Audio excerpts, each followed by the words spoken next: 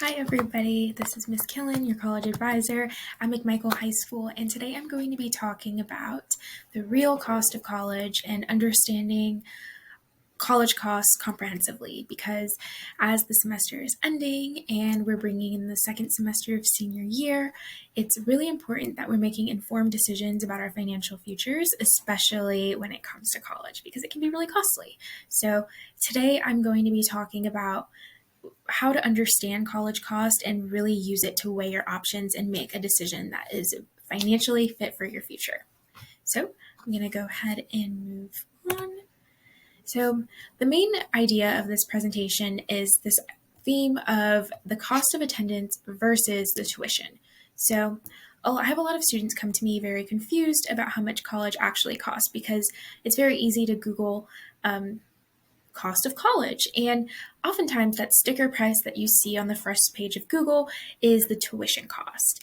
And while tuition is one of the largest costs associated with attending college, whether that be 2-year or 4-year, it is not fully comprehensive of how much you're actually going to pay to go to college. So I really want to emphasize this idea of cost of attendance being different than the cost of tuition.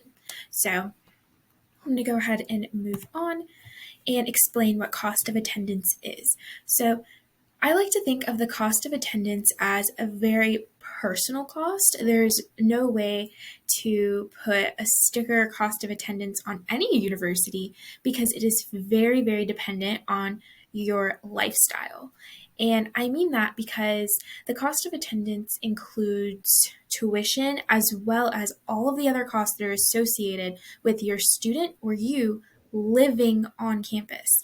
And when I say that it includes the costs of living on campus, I don't exactly mean just the housing costs, even though that is part of it.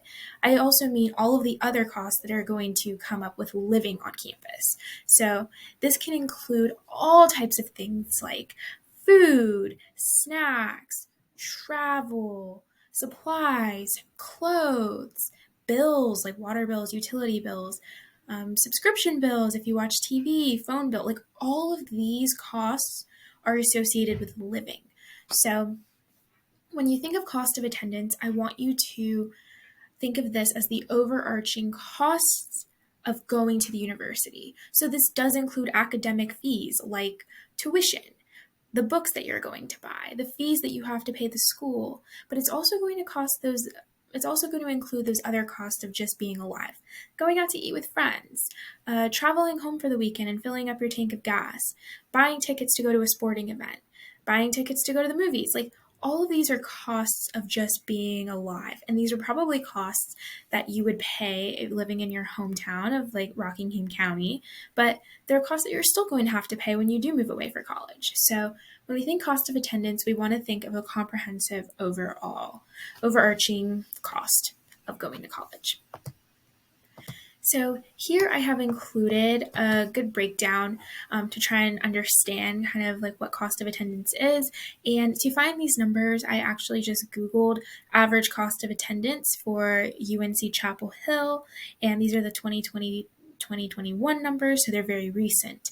And usually on the website, you'll be able to find some type of simple table breakdown showing exactly what costs you're going to pay to the university to get this huge sticker price, and understand like how they add up and how they pertain to you as a student or your family. So I use Chapel Hill because that's where I went to school undergrad, and I'm very familiar with these costs and can kind of tell you how accurate they were for me. So when I Googled average cost of attendance for UNC Chapel Hill, this is the number that came up, almost $25,000 per year.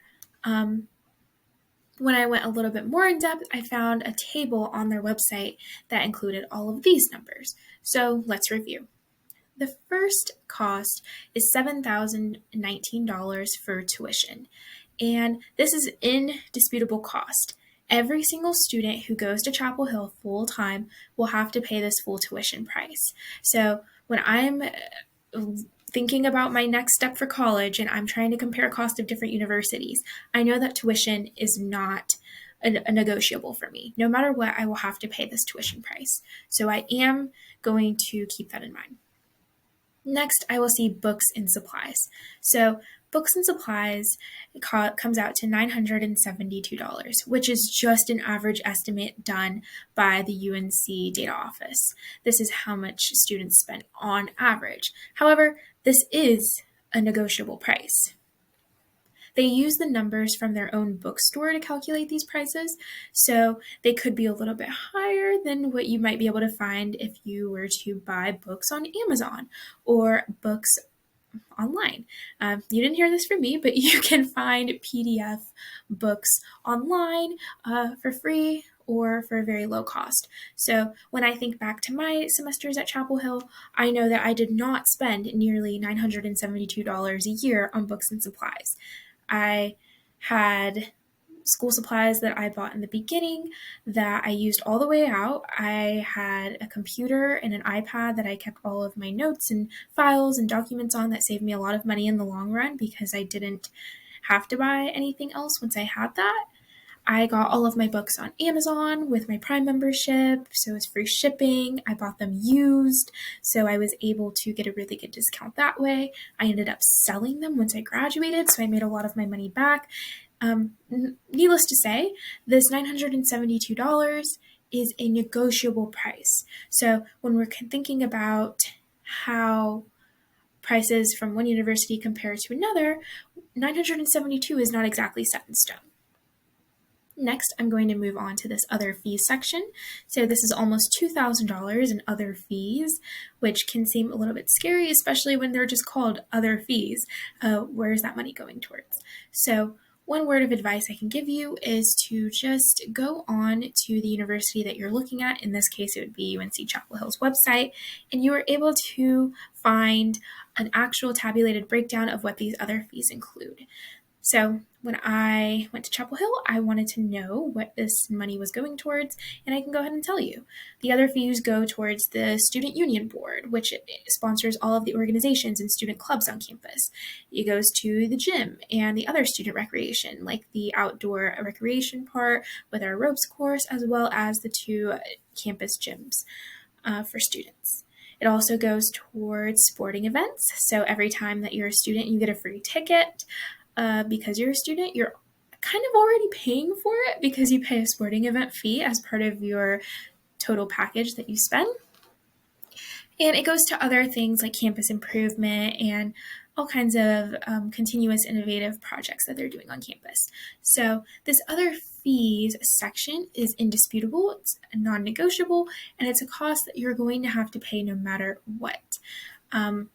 Depending on the school, you might have some of them waived. For instance, at Chapel Hill, I was able to use my parents' health insurance, so I did not enroll in their student health plan, and I was able to waive that fee for myself. Now, these are things that are really important to consider when you're breaking down which fees are set in stone and which ones are not. Next is room and board. As you can see, this is the largest number on the list. $11,526 towards room and board.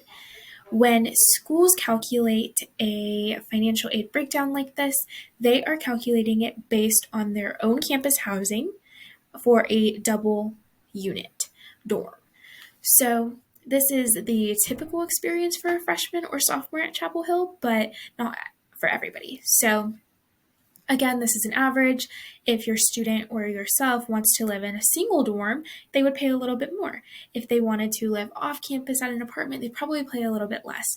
So again, this cost is not set in stone, and it is something that is negotiable.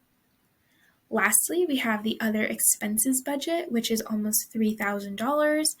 And this includes all of the other expenses that are associated with living on campus. So this could include travel to and from home. When I went to Chapel Hill, I only lived a little bit over an hour away from campus, so traveling back and forth between my parents' house and college was really not all that expensive. However, if somebody lives in a different state or at the very far edge of the state, then that cost might go up a lot more for them because they would have to maybe take a train or pay more in gas. Again, this is a very flexible cost. They work this into the budget just to give parents an idea of the other costs that may come up. But the other expenses is highly individual and definitely negotiable, and something that depends on your own or your student's lifestyle. So, just to recap, when you pay your dues to Chapel Hill to continue being a student, you are only getting billed for tuition and other fees. That bill comes out to about $9,000, and these are the only things that you're paying directly to Chapel Hill. All of the other numbers are totally up to you. So I'll leave you with that and go ahead and move on. So you're probably wondering why this all matters, and I just want to make you all aware of the importance of making informed financial decisions. It's very important that we choose after graduation plans that fit us as a person and play into our larger goals in life, but we also want to make sure that we're financially fit in the decisions that we're making. So I say this so that you guys can guide your research and guide the way that you are building your college lists and sending out college applications, because college is very costly. I hope that this gives a more comprehensive view of financial aid for all of you so you know what to aim for. I want you to all fill out your FAFSA first and foremost, and understand that a lot of that FAFSA money that we're getting may not completely cover the cost of college. It may cover tuition, but not the cost of attendance, which is why I'm heavily pushing for scholarships and other outside funding opportunities so that we can make college and after grad plans more affordable. Lastly, I want you to know that it's not too late to make backup plans and utilize the resources that we have here at McMichael. If this presentation made you feel that college might be a little bit too costly, I don't want you to give up, because there is still time. I'm still here to help with financial aid. I'm here to help with scholarship applications, and I'm also here to help you expand that college list. If you are looking at your list of colleges and realizing that they're a little bit more expensive than you would like, then maybe it's time to add some more affordable ones on there. Right here in McMichael, you have the RCC Financial Aid Office, who is always willing to help you. They'll be visiting on December 14th to help all of us at school.